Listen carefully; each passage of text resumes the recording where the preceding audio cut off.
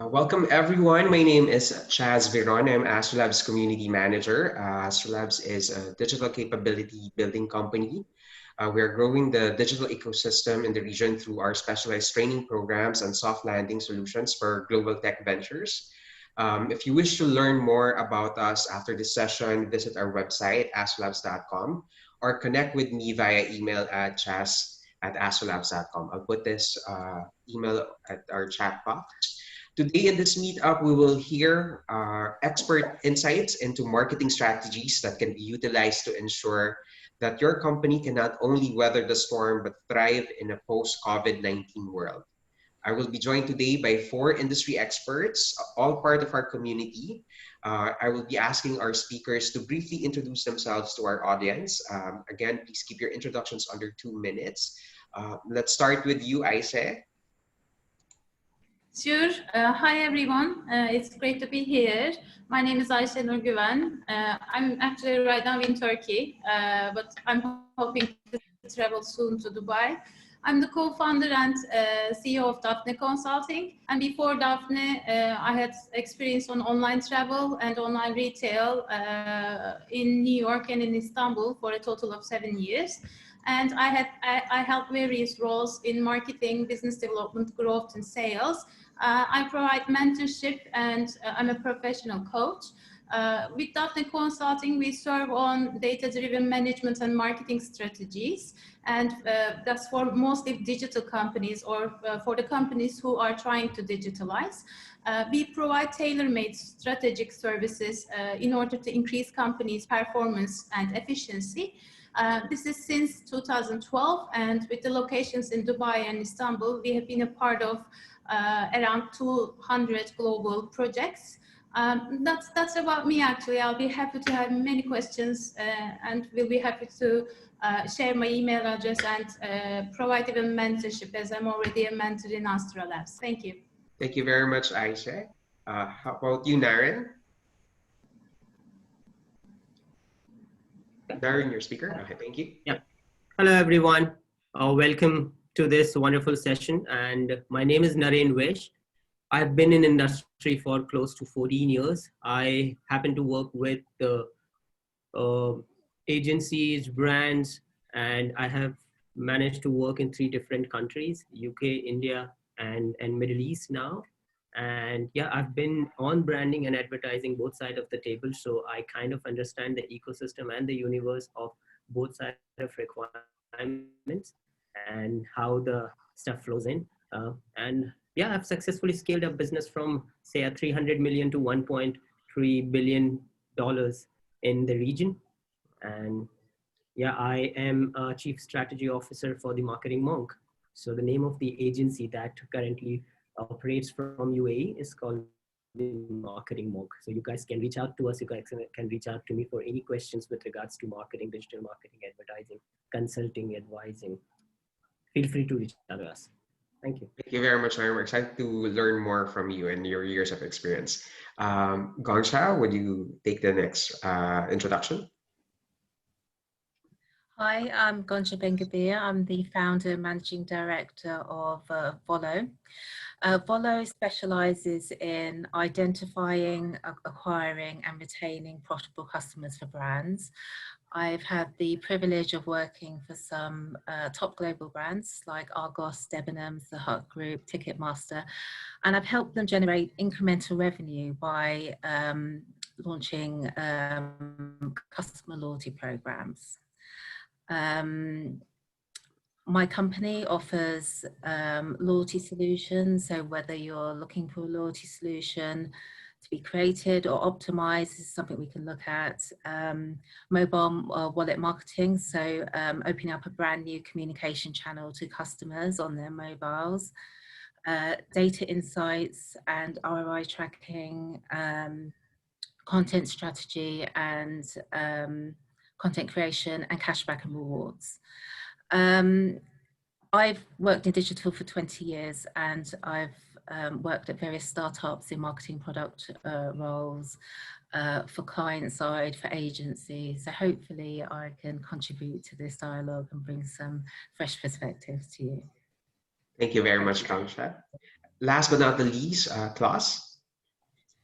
Well, thank you very much for the invitation. Yes, my name is Klaus Bernhard. I'm Austrian, and I myself being in the digital and social media marketing space since about 10 years.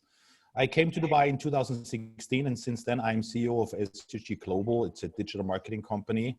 And since a short time, I'm founder and CEO of Agile Digital DMCC, a SaaS startup company here in Dubai. Our goal was to empower solopreneurs and small companies in the GCC to get fit for the digital and social media market. And we created over the last 2 years a lead generation tool which runs in full automation mode to nurture incoming leads from PPC campaigns or social media engagements. So run email campaigns, SMS campaigns, build sales funnels, websites with our builder, schedule online meetings, syncing your calendars, organizing your kind of sales teams, blah, blah, blah, a lot of things, assessing all the campaigns in Facebook, Google.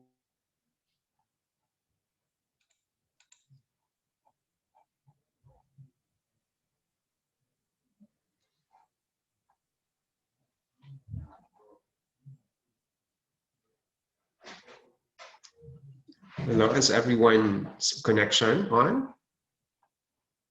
Hello? Mac? May ginawa ka ba, Mac? Mac?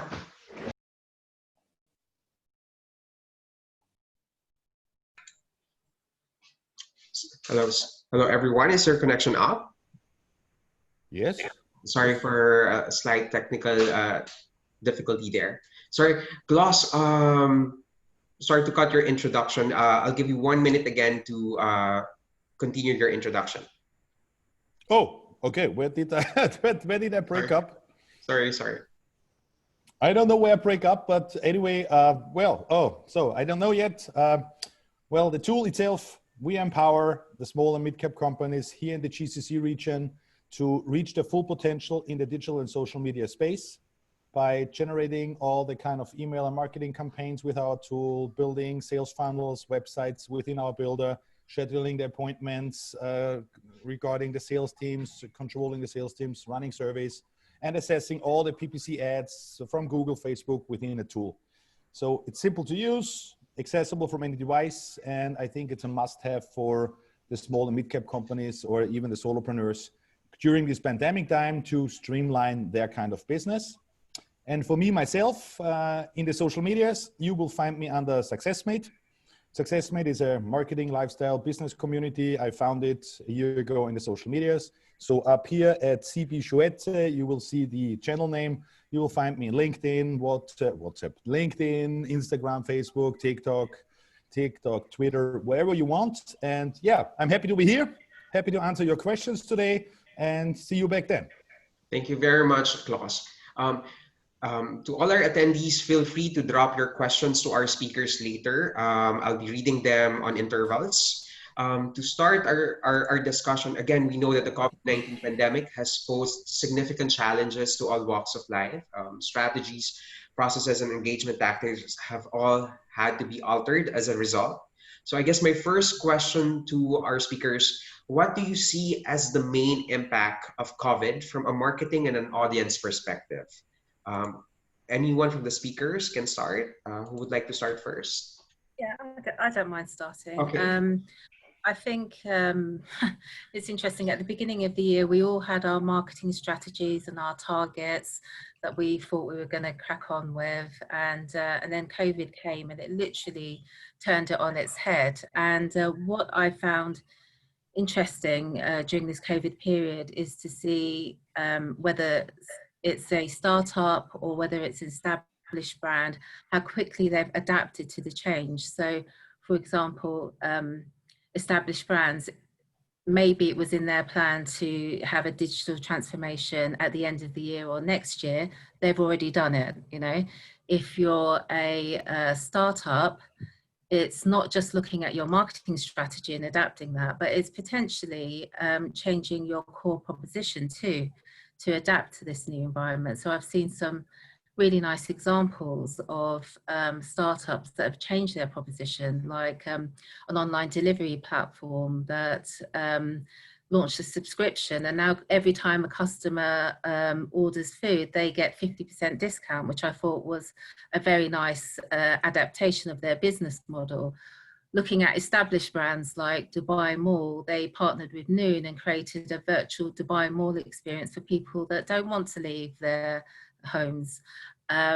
Even coffee shops, coffee chains have turned into, you know, created an environment, co-working environment, and looked at how they can engage their customers if a second lockdown does happen. So for example, they're launching in-store coffee subscriptions that could be switched to online coffee subscriptions if there was ever a lockdown again. So this adaptability is the key thing. I think one of the key takeouts from COVID. I think from audience perspective, like I said at the beginning of the year, we knew who our target audience were. We knew how they purchased, their behavior. We've studied them. We knew how our brand fitted into their story, and now everything's changed. And I see kind of.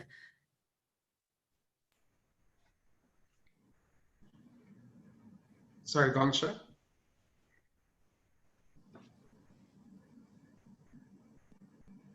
No? Can you repeat that last Hear me bit? now? Yeah. Yes. So, Can you repeat the last bit? Sorry. Yeah, so just looking at target audiences, there's been some really interesting shifts in behavior. So there's been one group of people that have kept their jobs, haven't had any impact on their income, and have actually saved money, so they've got more disposable income. And then you've got a larger group of people that, you know, would be wrong to acknowledge, you know, people have either lost their jobs, had a salary cut, a two-income family becomes a one-income family. So there's been, you know, a real shift in what people have been going through and how they interact with brands. It's impacted how they interact with brands. So they're looking for trust with brands. So companies need to really be sensitive to how they communicate to customers during this period. They're looking for value. So brands have to think about how they provide the ultimate service, but also add on top of that service, so add additional value add on their core. They need to look at how they engage their customers and engender loyalty, but loyalty doesn't just mean points, it means coming up with creative ways to get your customers coming back for more. And we all know in this period that acquiring a customer is more expensive than retaining a customer. So I think these are the changes that COVID has brought about.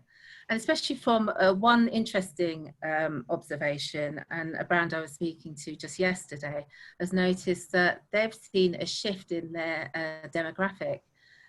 Older people are interacting with their brands, maybe for the first time. So older, more affluent people, you know, over, I don't want to say over 45 years old, but anyway, maybe they're shopping for the first time. And I know in the UAE, cash on delivery is a big thing, and now they're shopping for the first time. So whilst that generates an opportunity, you've got a scenario where there's high expectations, trust is really important, and, you know, maybe they won't be so forgiving. So it's interesting, the new environment that we need to play in. Thank you very much, Gongsha. I see you nodding a lot. Would you like to add on that? Yeah, we'll be happy to. I agree with most of the points that Gonja pointed out, but I believe actually we are still short on this information to evaluate the COVID, because we are still living in it. Basically, it's not past yet. So the behaviors are going to keep changing, but there are very obvious ones. So I would like to first start with the audience part and the behavioral change in audience.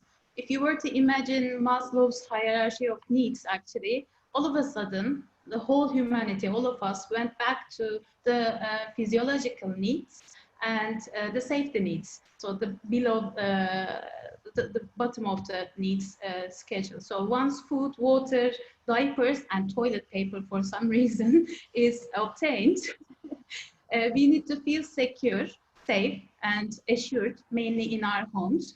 And then came the psychological needs, which is belonging and love needs. So We looked for human touch, we looked for engagement, communication, relationship, friends. Then we realized new needs of ours, like both physical and psychological. And we started to see new options that were not at all a consideration before, as Gonja stated, just to name a few. I didn't, like operating in the region for years, I didn't know that people really had credit cards. They really had credit cards, and we've seen millions of people shopping for the first time online. So this is a huge change. And all these needs shifts, these are need shifts, and consumers becoming more aware of their needs made a big paradigm shift. And before COVID, this is how I see it, before COVID, marketers were trying to generate the demand by attracting the audience. After the shift, now consumers are leading the way. So that it's a big change. And an opportunity for any business is to be more customer focused. And this need is this is such in a way that even if you don't want to be a customer focused right now, you are going to be, whether you choose it or not. And also, as also going to state it, most of the companies had their agenda for digitalization, but they had to anyways. That made a big difference, and I think that's the main shift. Basically, now we all have to maintain the needs of the customers in mind and run towards it. And this doesn't change even if you're a B2B company or if you're running a one-person show. Doesn't matter if you're one small business owner. COVID just reminded us one basic small thing, which is observe the needs, which is a pain point basically, and offer solutions, which is the gain points. This is so simple, I know, and everybody found this, everybody knows this, but I think COVID made us realize to go back to basics, and I see this as a very big opportunity. Thank you very much, Aisha. Klaus, would you like to add to that? Well, I would like to break it down a little bit simpler, maybe for the audience, because what we see currently is that, yes, the pandemic is influencing a lot the digital marketing space. The online use and the screen time currently is as highest as it has never been. People have more time because they have more time at home. They're spending more time on their phones, on their computers. So the competition is as high as never been before. So for now, for companies, and I'm talking now in the perspective of a company, it's even more difficult to place the right attention, the right, let's say the right content to your audience, because it's competitive as hell, being honest. So that being said, it's a struggle for companies currently to find the right, let's say the right time and also this kind of attention in the space of the digital marketing space. So a lot of people now investing in PPC ads, and there is a lot of SEO and all these things going along, and you have to be there. They're spending a lot of money and they're ending up pretty frustrated. So I see it from the business side when clients are approaching us. They want to have e-commerce shops. They want to have this. They haven't had it in place before. Now they want it. But what are you doing with an e-commerce shop if you don't have the audience in place? So all these kind of things, what we see now is changing because of the pandemic in a dramatic way. And I see the struggles, and I mean the real struggles when it comes to how can I improve my business? How can I boost my business? And I think this is the question what the audience would like to know. We can talk about all the kind of efforts, what effects of this kind of pandemic, but what is now the right tools and what is now the right strategies? I think we come later to these questions to be answered, but I think this is now the right time to say, hey, focusing on the right things, because the competition is as high as never before. So stand out with something what the other ones don't have. Thank you very much, Klaus. I agree. COVID-19's impact on consumer behaviors and attitudes, like Gongsha and Aise had said earlier, cannot be understated. They say that also a global crisis can either paralyze a marketing team or galvanize it to thrive. And in the wake of COVID-19, that's exactly what we're seeing. Some companies are cutting back on marketing. In some instances, again, as Gongsha mentioned earlier, laying off the entire marketing team, for example. while others are being more agile. So I guess my next question to the group is, are you seeing a decline in marketing budgets? Are we seeing some budget squeeze? Would you like to start this discussion, Naren? Perfect. Thank you. So if you have to believe the data globally, there in the last 6 months, there was a loss of close to 26 billion US dollars ad spend. That's the kind of monies that the brands have lost. Like, they are not spending money on advertisement. Outdoor is completely ruled out. I mean, a billboard advertising has completely gone out of the planning. Your print ads are again kind of pushed out of the marketing budget. However, having said that, there is an increase. There is a 54% increase in the consumption of online content.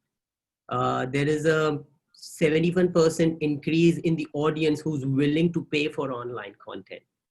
There is kind of, I believe there is a 32% increase in the audience is spending more money on their internet packages now.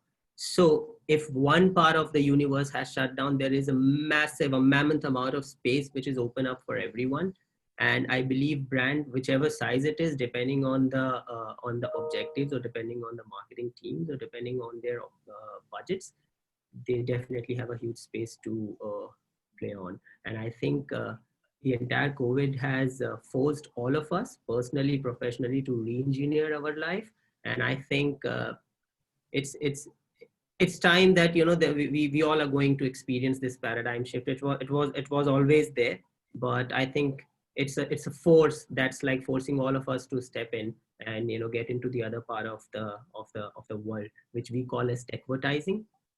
And this has given birth to a lot of new opportunities. So at the same time where your traditional marketing is not delivering, or people are running out of jobs, I believe remote working, I believe agile marketing, I believe performance marketing, your automation, there is a hell lot of huge scope for each and every one of us.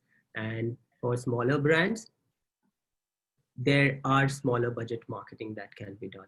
For bigger brands, there is a whole lot of new universe in terms of analysis, BI, marketing automation, machine learning. So yeah, it's a new world, and I think, and I'm glad it happened so fast.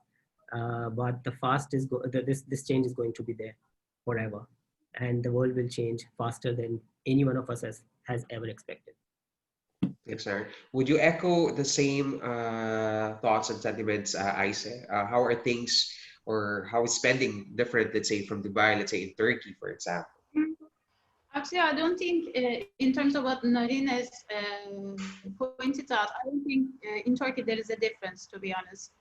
Like the companies who serve online and offline, I kind of like divide the companies as traditional ones and online ones. So because like I see most of the cases I see are online or trying to digitalize, as Klaus has stated, because we've seen many demand in this period since March. Reaching out to us, trying to digitalize, you know, which is, I agree with Klaus, yeah, you can and you will, but of course you need to have a lot of things to make that move. It's not an easy move, actually. So we've seen some declines and some increases in marketing budget. So first, in March, the first reaction was to decrease the marketing budget. And I think that was the right thing to do, because nobody knew what was going to happen, you know, like, your company is at the risk of failing forever. So everybody kind of like stopped marketing spending, but that didn't last long. Actually, in April, like beginning of April and May, June, we've seen increases, but two kinds of behavior. So number one, marketing budgets remained the same, but there has been such a significant ROI improvement that nobody could imagine how efficient they could start spending. These are especially for the online companies. So like the marketing budget stayed the same because they couldn't improve it anymore, because they were already like gaining a lot. Then the limitations were not because of the spending, but operational limitations came out. So that was the stopper to the marketing budget then. And then at this stage, also companies who were not online had to change the way they work to adapt to the new world before increasing their marketing budget. The second behavior here was decreasing the marketing budget while either staying same in revenue or even an increasing revenue to maximize the profit. So some companies we saw just decrease their marketing budget a little bit, though not a very significant decrease I'm talking about, to benefit from the profit. And these are more financially less stable, I would say, or going through a major change companies, for instance. So two kinds of behaviors we see, but I think the main point here is some companies have recalled this simplicity and cores of marketing, which is marketing is a way of communication, and you don't always have to spend more to deliver your message. And you can be more creative, more consumer focused, especially in the times where the engagement is needed. So as a separate note, actually, marketers should always run the communication with context, right? We all know that too. But some companies did that. So some companies communicated with the context, and that communication needed no extra marketing budget. To be honest, because like, where are you going to spend that money if you're really assuring the right message, if you're really reaching out to the right customers? Gonja just said everybody knows who they want to reach out to, right? Like, we all have target customers, we all have campaigns in our digital marketing, prospect audience, retargeting audience, lookalike, like we know it all, but we couldn't spend anymore because of the limitations, actually. So then that raised another question. This is not at all a marketing question anymore, but this is more of an innovation. This is more of an operational excellence. So it shifts to another question rather than marketing budget. Thank you very much, Aisha. Klaus, would you like to add? Well, can I sum it up? I mean, if someone is like Naren saying 26 billion of marketing budget is lost, if I would assess the number, I would say the most of these kind of numbers come from the large companies. They reduce their ad spending. So I would agree with was it Aisha? Aisha, I guess. Yes. Yes, I would agree absolutely with you. In March, April, we saw from our clients a complete stop of their kind of campaigns. Even, you know, for online shipments and so on, they didn't know, is it possible to ship the stuff and so on. So they currently stopped it for this 1-2 months to see what's going on, lockdown and all the things. But from there on, when I see from May on, we see an absolute increase in marketing budget. So if someone is asking me about a crisis, I would say in marketing budgets, what we see in our clients, it's more than before the crisis. So actually, the only thing is what we see is a lot of clients just want to go out. They have webinars. You hear webinars all over, like our webinar, and they see you have to go PPC, you have to do this, do this. So they think by just spending thousands of dollars in ads or boosting posts or whatever, boosting stories, they will get clients. They will end up frustrated. The only thing what is increasing is the stock prices of Facebook and Google and the New York Stock Exchange, but that's it. It's not their client number, it's not their lead number. So what we see is a lot of people want to do something, but at the end, they don't know how to do it. And it's honestly, it's overwhelming if you work with LinkedIn and TikTok and Facebook and Google and all these kind of ad managers. It's pretty frustrating if you need to know everything in detail.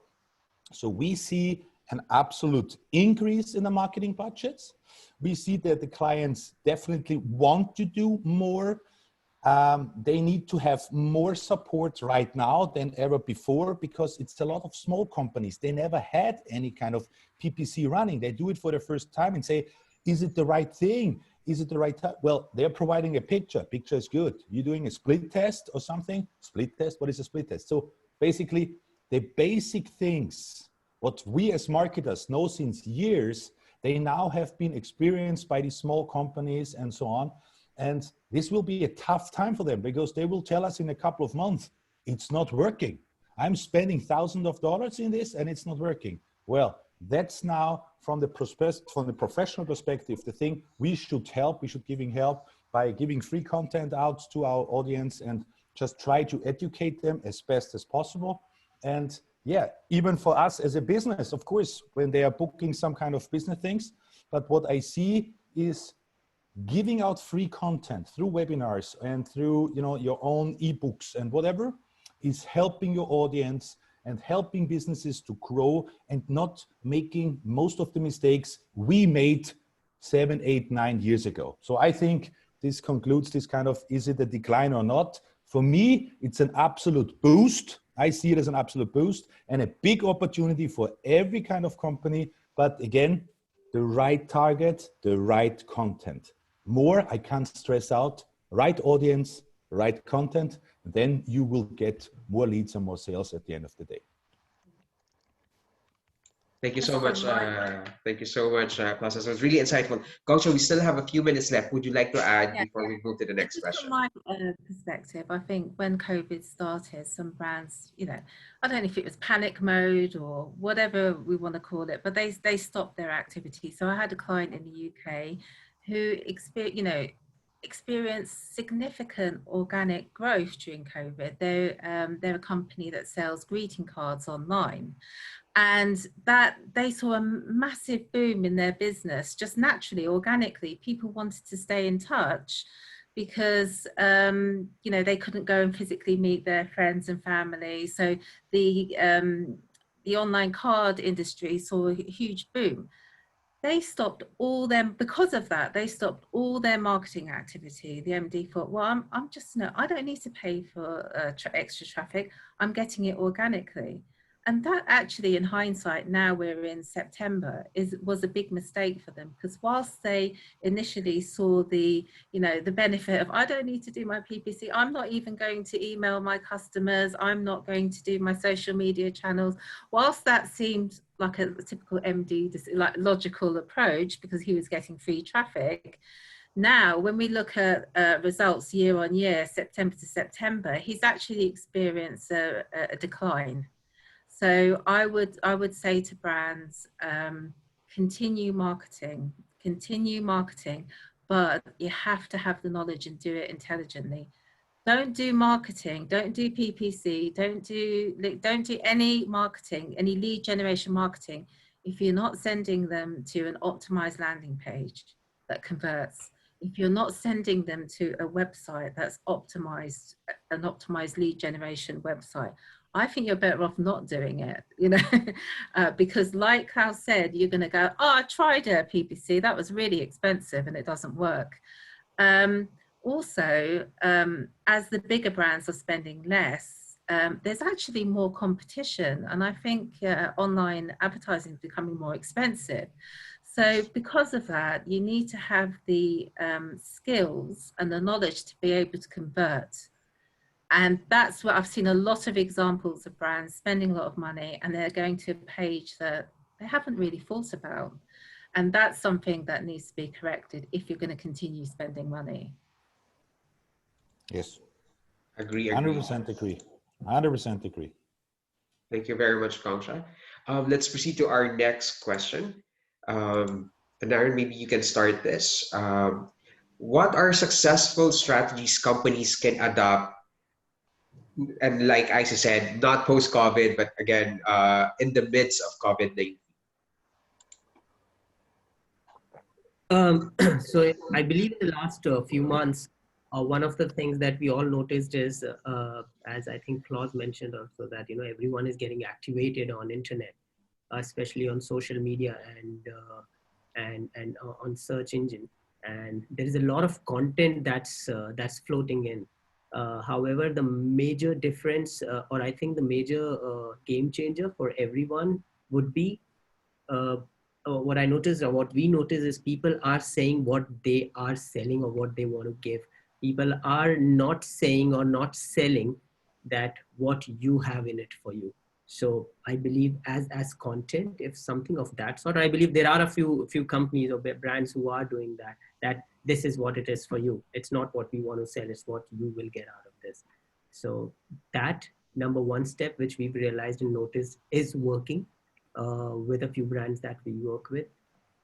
And again, I mean, you know, stay connected to the buzzwords. There are a lot of exercises or practices in digital media or marketing as a universe. You have SEO, you have social media marketing, SEO, email marketing, web pushes, performance marketing, virtual events, online PR, video content, YouTube. There's a lot that's happening. Don't get lost.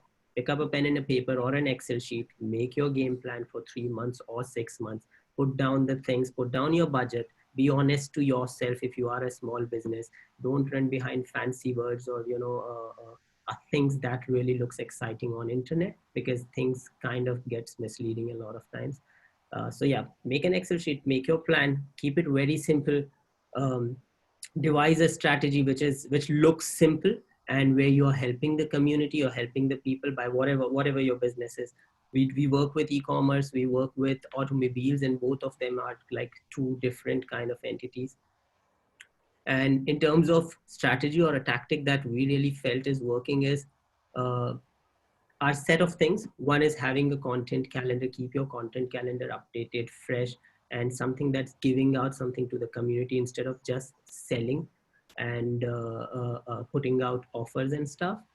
People would like to hear stories, good stories. People want some good times when they are on screen. So we all glue to screens when we get content which makes us feel good. So yeah, create good vibes on internet, and people will love your content. They'll consume more content, good content. So content calendar filled with good content. Performance marketing and advertising has picked up massively. I think Klaus was mentioning about SEM, social media campaigns, PPCs, pay-per-click. People are investing, and people now know performance marketing brings in a lot of data. Every single money and every single penny that you are throwing away is kind of delivering some kind of results. You're getting to see the data.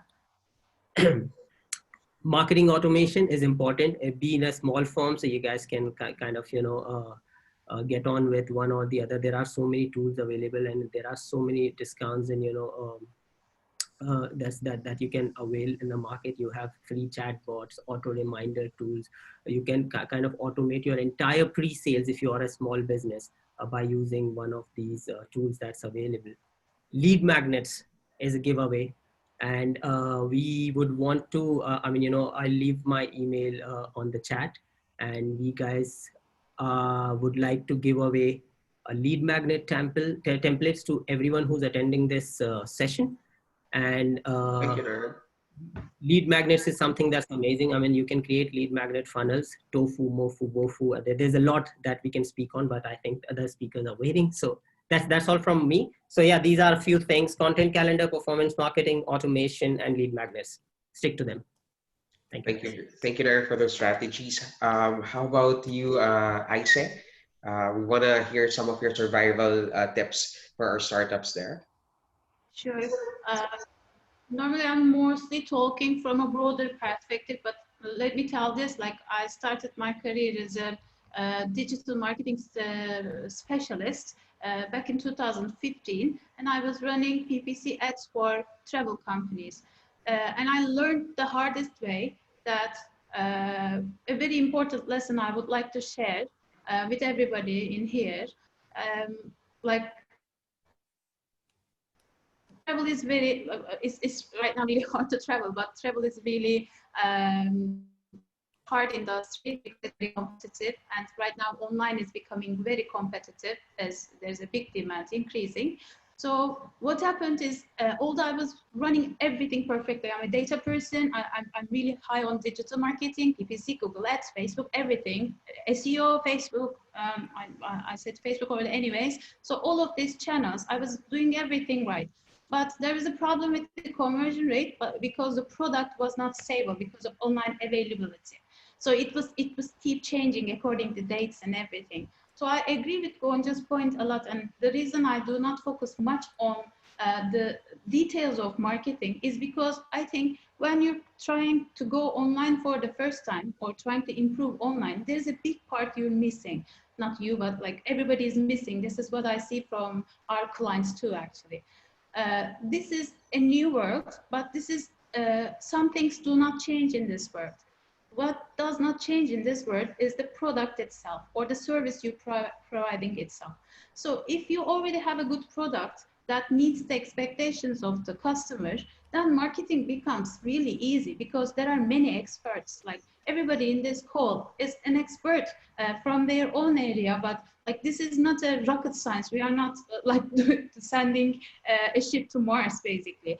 This can be learned and this can be made, but most of the time, traditional companies or companies adopting the online is missing a big thing, which is like, what are we marketing for? Whom are we marketing to? What were their needs? You know, why are we doing all that bits and pits and PPCs and SEOs for? You know, like we have to stick with the need and then feel the need and then market as much as you can, because otherwise competition is only going to get higher. You're never going to be able to hit the competition if you're not an early starter. So that's why the successful strategies that I've seen over this period is some fashion companies producing masks, although it was not in their product line. They adapted very fast and like they run out of the competition. E-commerce and marketplace companies who converted their main message to we are operating business as usual. So this is security giving, and we need to all hear that somebody is operating business as usual. And fashion companies producing and sourcing homeware and communicating it. Because after all that, or online grocery companies, for instance, improving their operational process and stuff. Because once you have that base in hand, we marketers have many tools in hand to improve any business and to grow out of it. And I think three things I would say for successful strategies for any company, whether it's a B2B, B2C, etc.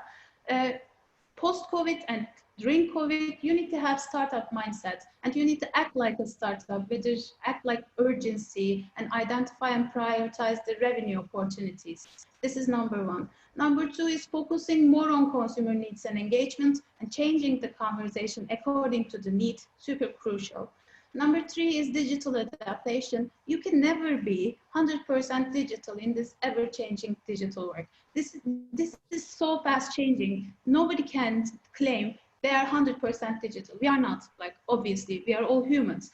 And as a separate note, this all should be then, once these are in set, you have the agility, you have the flexibility, you have the startup mindset, innovation mindset, etc. And you know your product process operations. Then I think marketers should always run the communication with the context. And I have three good examples that I've seen during this COVID period. One of them is, I think, AstroLabs is a great example because being its community during all these times and creating an engagement, you guys did create a really good engagement. I think everybody who are in this session or who is going to watch this session later on has the need, any business has the need to grow in marketing, to grow in their business. So I think you guys are pointing a great part, not only with this webinar, but all of this time, although I'm in Turkey, I always felt the engagement of AstroLabs. I think this is the right strategy. That's number one. Second one, I have a brand from Turkey, which is 150 years old. It's the first brand of Turkey. It's an olive oil brand, olive and olive oil brand. Such a traditional one, generations of business. What they did during COVID, they actually innovated two product lines, selling only online. They decided to sell only online with the online grocery shops. And they made a small package called Oli Bites, which comes with a personal single-use stick, and you can eat your olive anywhere. You can have it in your pack, etc. This is innovation I'm talking about, and it's really easy to market a product and still not be affected from all this competition and high marketing costs, because this is the need right now. So they run a very successful show. Another and the last example I have many, but I'm trying to keep it short. I have attended a coaching academy before. Eternal Coaching Academy. It's a coaching thing, you know, you get a personal coaching experience training. First, they changed it to online. Anybody can do that, right? Like all education has passed to online. But what they did was, when I was trying to include one of my team members to their coaching session, they actually told, I asked him, like, is this okay? Like, Are they going to learn it online? Do you think this is efficient? I was asking questions like that. And they told me to assure me, they said, it is very efficient, we tried, but what we can offer to you is once the COVID is over, the classrooms are also going to be free for you guys. So whenever you need to, whenever this whole thing goes down, you don't have to pay extra to come to our classes and see person to person. I think these are like really successful examples of adaptation of the strategies. And then it is really easy to market those. Whichever channel, whichever tool you use, it will work, because I think like playing to the needs is all we need. This is good for the humanity too, actually. Thank you very much, Aisha. I got a number of tactics and strategies from that. Thank you so much. Coach, I want to hear on, let's say, on a perks, a rewards, loyalty perspective. Yeah. What would you share as a good strategy for our startups during this time? Okay. My number one piece of advice, and I've lived through this in the UK, is please, if you haven't got a strategy at the moment to get permission to market, please get that permission to market, because my understanding is there'll be new data laws, data protection laws in the UAE, and it's imperative that you get the foundations right now. Make sure you have permission to market, and also permission to market from partners. A good example of this is when GDPR happened in the UK, it was catastrophic. I mean, I had one travel brand that had 1.4 million subscribers. Going through the GDPR process, going back to them and asking for permission to market, that 1.4 million list became 14,000. So I think, you know, if we go back to basics, and this is a very good time to do that, make sure you have permission to market so that all your ongoing communications are compliant. So that's number one. Secondly, I would, you know, there's many tools out there to help you, you know, optimize your website or optimize your campaigns. But one really important tool that I can't live without is a tool called SimilarWeb. And I don't know how many people are using this, but this is so important. It will tell you what your customers are doing. It will tell you what your competitors are doing. It will tell you where they're spending their money. It's just full of insights, and I would definitely recommend that all marketers have this. And then, you know, based on a tool like that, you can look at what type of partnerships you can create, because, you know, some brands, you know, you're transacting with every month. Some brands you only transact with once a year. So I think it's very important to have a strategy where you can continue talking to customers and add value and offer them products and services that are of value. And the only way to do that is through partnerships. So, you know, that would be my key piece of advice. And if anyone wants any help on this, because I'm advising some multi-channel brands on how to get permission to market, you know, campaigns, ways to do this, I am offering a free consultation and a report to anyone who wants to get in touch. So I'll be really happy to share some ideas. Thank you so much, Kansha. And lastly, Klaus. Well, I would say finally nothing more important than being online, whether it is with your websites, e-commerce shops, landing pages, sales funnels, and of course with your social media channels. But one thing you have to always say to your customers and to the businesses out there: consistency, consistency, consistency. Because you're just posting once or twice, or you just say, for the next 2 weeks, I'm just throwing out my posts, and then I just, I'm engaging with my audience. Well, I have to tell, no. It is something about being built up. It takes time. To build up trust and reliability from your audience, it takes time. So you have to be consistent. You can get tired when you're posting and your numbers of followers are not really growing organically.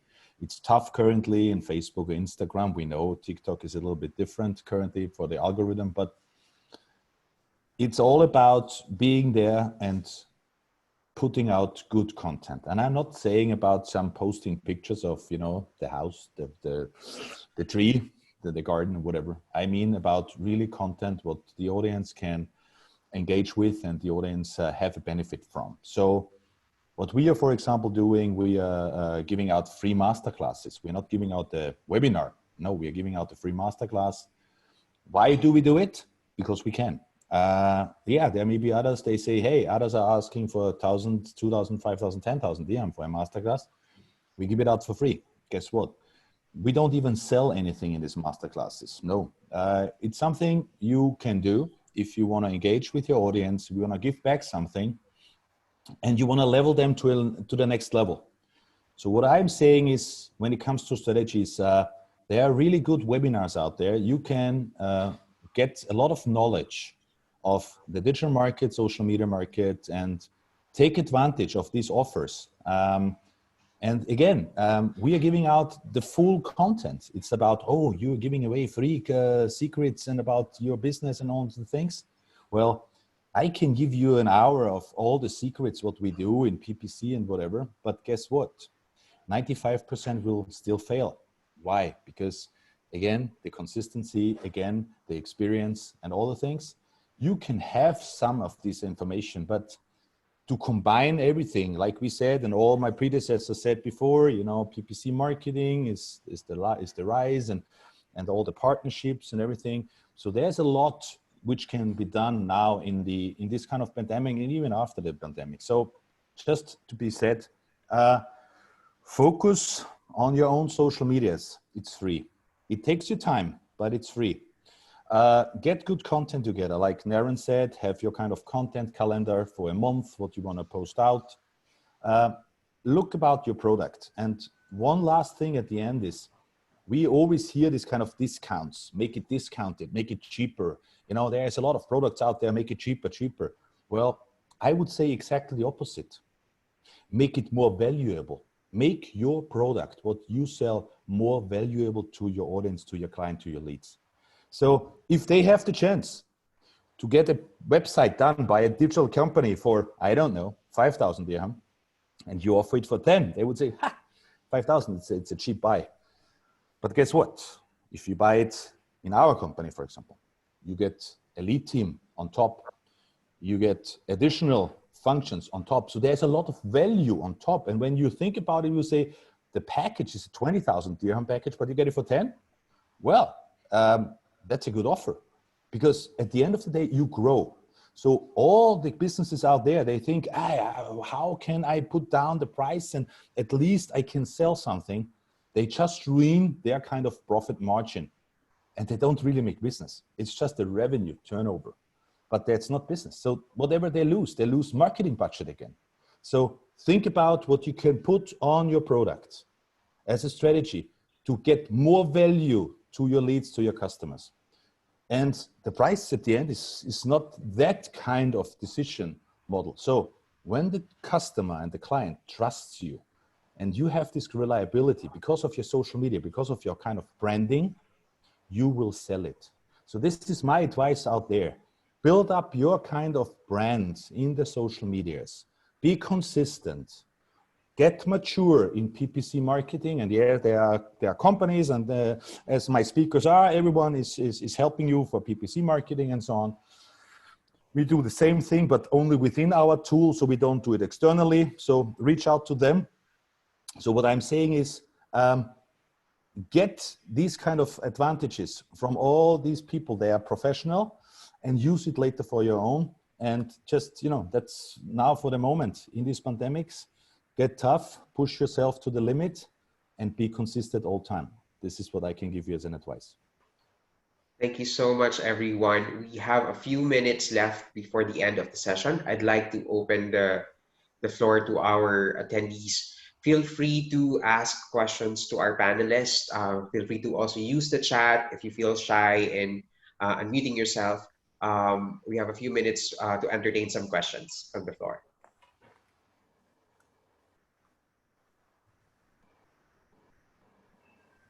the recording also of the session will be sent to all our attendees. I'm sure you were able to capture a lot of insights from our speakers and you want to go back to them and review.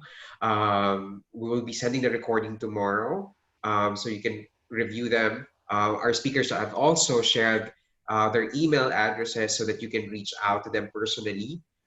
Feel free to go through the chat as well. Um, I guess if there's no questions from the audience, I'll be I do have a question. Oh, cool, cool, cool. Thank you, Salman. Yes. Uh, I just wanted to understand for startups when they come, especially post COVID, and they are looking at budgets to optimize their startup costs. Uh, what should be a number that they should be looking at? Uh, especially for e-commerce startups or maybe app-based businesses. Thank you so And much. how should their marketing funnel look like where they're investing into media?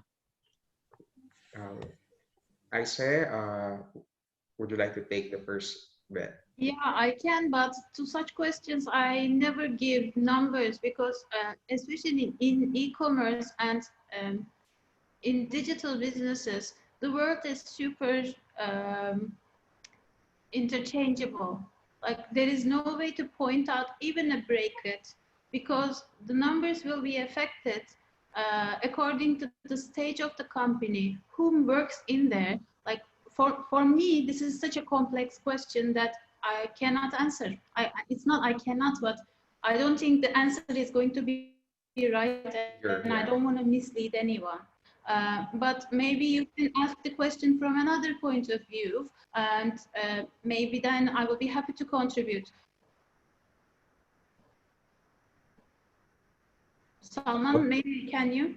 Or Well, Oh no, I just because this question comes up to me as a marketing consultant as well, and not a marketing consultant, but just as a person in the industry.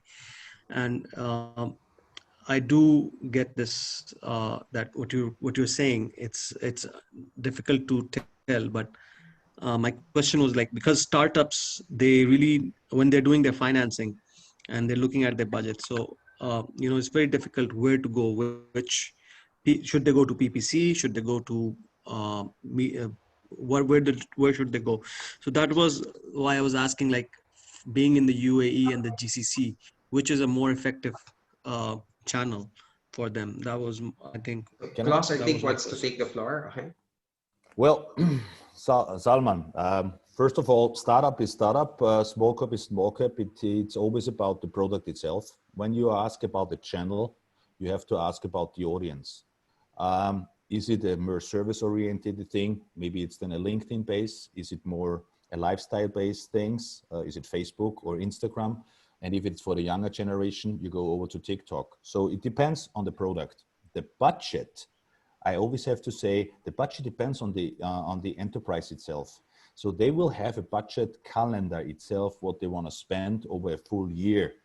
I can tell you from our perspective, we can reach, and what we had in the last webinar sessions the last month, for $400 spent in Facebook, in the GCC, and I'm talking GCC, we had a reach about 70,000 people, and we had about 2,000 people just registering for our webinars. Being honest, I mean, that's $400. We are talking about 1,500 dirham. So what I'm saying is it depends whatever you are offering in your PPC. You want to have fast results. Maybe you go PPC. You want to build it up in a slower way. You just try to implement your SEO ways for your homepage or for your kind of e-commerce shop. And again, as my predecessor said, it's a waste of dollar leading traffic to a website, which is not a real sales funnel. So you can build your landing page in ClickFunnels. You can go to fast pages. I think Lead Manager had it. You use our tool. It's within, it's built in. We have a funnel builder like ClickFunnels in our tool. So use these kind of opportunities. and narrow and funnel your audience to what you want them to do, to get the credentials from your audience, nurture them in a very good way and not in the aggressive way, bring out the content. So when you ask about the number, a number is depending on the budget a company itself want to spend in marketing itself. And again, go slow into the market. Don't invest $10,000 because you just have it now. Go for $500, make your assessments. You will see which is better working. Go for $1,000 next time. See what is better again working. Assess the reports. You need to have time to go through the numbers. And it's tiring, that makes a lot of sense. but it's worth it. Honestly, it's worth it. And then you invest when you're sure you have a conversion. The conversion rate at the end of the day is the most important thing. When you get the right conversion rate, invest the money. Before, just check it out, okay? Yeah. And That's very smart. That's smart. I would like to add one thing on top of that actually. Before taking the channel perspective first, I think any startup needs to look at how many customers they want to acquire in a given period, in a month, in a year, and how many retention they are expecting out of it before deciding. Because first you need to define the customer acquisition cost and how many customers you can get, and then decide all the channel tactics and where to go. Because there is one customer, there are many channels, and there is a limited budget at the end of the day. And if you're a startup, you're going to, as Klaus said, you need consistency to run your business for anything, but to run your business for your financials. So first you need to get a CAC number from the company. What's the customer acquisition cost that you can go up to most, and what's your expectation of retaining those customers? That would change the product mix. Thank you, Isaac. A more data-driven approach. Yeah. I have one more question, guys, before we wrap up the session today. This is from George Philip from the chat. How do you approach B2B marketing and sales post-COVID? He means a lot of companies will always say that budgets are tight and need management approval. Is it just keeping contact and going through the funnel? Who would like to take this? Gongsha, Naren? Hi, Naren. Hi, George. So George, I think this response where people say budgets are tight and need management approval has been there from the time I started marketing. I think all of us in all the phases of our life have heard this as a standard response. I sat on both sides of the table. I was on the marketing side of the table. I also sat on the advertising side of the table. But yeah, that's the standard response. However, I mean, how you tackle it is by showing what value you bring on table for the brand, be it B2C, be it B2B, or be it B2G.